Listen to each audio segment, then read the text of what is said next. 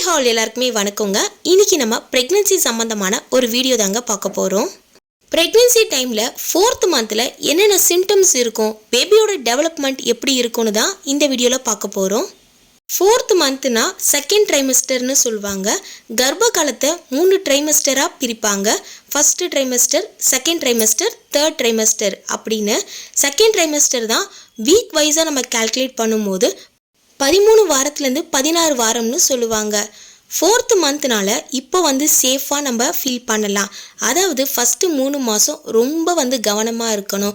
மாடிப்படி ஏறக்கூடாது, ரொம்ப வணங்கி வேலை செய்யக்கூடாதுன்னு சொல்லுவாங்க.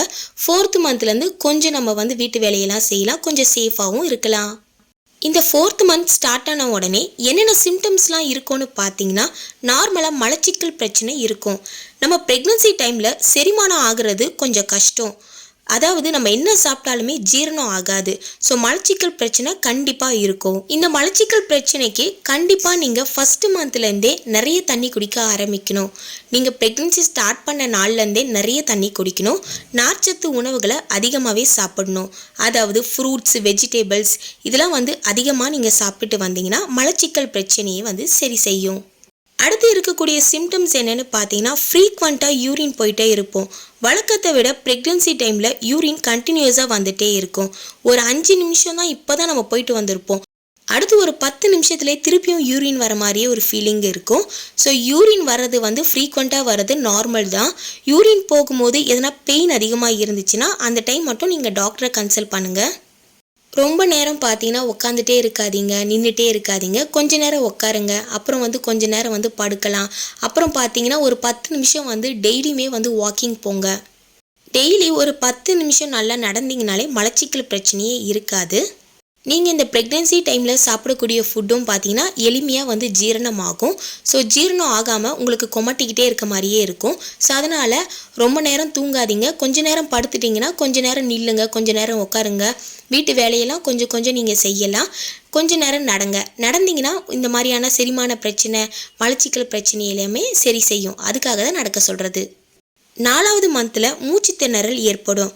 குழந்தையோட பாடி பார்ட்ஸ்லாம் நல்லா வளர்ந்துருக்கும்.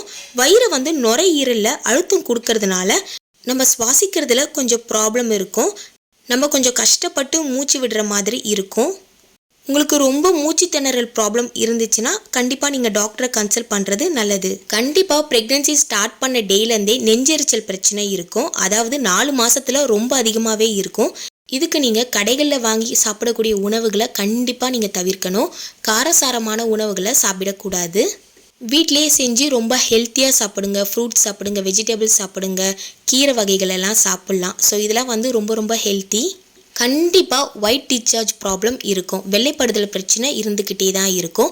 உங்களுக்கு ப்ரெக்னன்சி ஆகிறதுக்கு முன்னாடியிலேருந்தே இந்த ப்ராப்ளம் இருக்க தான் செய்யும். வெள்ளைப்படுதல்ன்றது ஒரு நார்மல் தான். ஸோ அதை பற்றி நீங்கள் பயப்பட வேணாம்.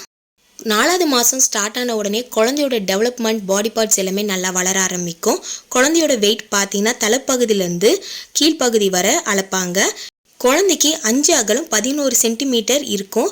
வெயிட் பார்த்தீங்கன்னா 100 கிராம்லேருந்தே வெயிட் அதிகமாக ஆரம்பிக்கும். 150 கிராம் வரைக்குமே இருக்குங்க. குழந்தைக்கு வெயிட் கம்மியாக இருக்குன்னு சொன்னாங்கன்னா நீங்கள் 4th மந்த்லேயே கவலைப்பட வேணாம். இன்னும் போக போக 7th மந்த்லேருந்து குழந்தையோட வெயிட் ஏற ஆரம்பிக்கும். ஸோ குழந்தை வெயிட் ஏறுறதுக்கு என்னென்ன ஹெல்த்தியான ஃபுட்லாம் வேணுமோ டாக்டரை கன்சல்ட் பண்ணி கண்டிப்பாக அந்த மாதிரி உணவுகளை எடுத்துக்கோங்க. 4th மந்தில் பார்த்தீங்கன்னா ஃபேஸில் நிறைய சேஞ்சஸ் இருக்குங்க. நம்மளுடைய ஹார்மோனல் சேஞ்சஸ்னால ஃபேஸ் ரொம்ப ட்ரையாக இருக்கும். ஸோ இந்த டைமில் பார்த்தீங்கன்னா நமக்கு மாய்ஸ்சரைசர், பாடி லோஷன்ஸ் இந்த மாதிரிலாம் நீங்கள் யூஸ் பண்ணிக்கலாம். ஃபேஸ் லைட்டாக ட்ரையாக இருக்கும். ஒரு மாதிரி வெள்ளையாக தோல் பிரிகிற மாதிரி கூட இருக்கும். ஸோ இந்த சிம்டம்ஸ் எனக்குமே இப்போ இருக்குது. நிறைய பேருக்கு பார்த்தீங்கன்னா கடுங்கால் வீக்கம் ஏற்படும். ரொம்ப நேரம் நிற்காதீங்க, ரொம்ப நேரம் உட்காராதீங்க. காலை கீழே ஒரு மணை மாதிரி போட்டு காலை அது மேலே வச்சு உக்காருங்க. அப்படியே காலை தொங்க விட்டிங்கன்னா கால்லாம் பார்த்தீங்கன்னா லைட்டாக வீங்க ஆரம்பிக்கும். ஸோ இது பார்த்தீங்கன்னா எனக்கு 5th மந்த்லேருந்தே ஸ்டார்ட் ஆக ஆரம்பிச்சுது. ஸோ இந்த மாதிரியான ப்ராப்ளம்ஸ்லாம் இருக்கும். ஸோ அதனால் நீங்கள் காலில் கொஞ்சம் மெத்த மாதிரி போட்டு அது மேலே கால் வச்சு உக்காருங்க.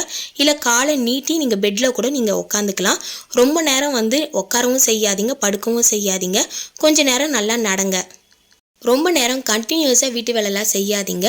கொஞ்ச நேரம் ரெஸ்ட் எடுத்து நீங்கள் வெயிட் வேலையெல்லாம் செய்ய ஆரம்பிக்கலாம். 4th மந்த்லேருந்தே பார்த்தீங்கன்னா உங்களுக்கு வயிறு நல்லா தெரிய ஆரம்பிக்கும், குழந்தையோட பாடி பார்ட்ஸ் எல்லாமே நல்லா வளர ஆரம்பிக்கும். ஸோ இந்த மாதிரியான சிம்டம்ஸ்லாம் 4th மந்த்லேருந்தே உங்களுக்கு இருக்கும். ஸோ இந்த வீடியோ உங்களுக்கு யூஸ்ஃபுல்லாக இருந்துச்சுன்னா நம்ம சேனலை மறக்காமல் சப்ஸ்கிரைப் பண்ணிவிடுங்க. உங்கள் ஃப்ரெண்ட்ஸ் அண்ட் ஃபேமிலிக்கு ஷேர் பண்ணுங்கள். Thank you so much. பாய்.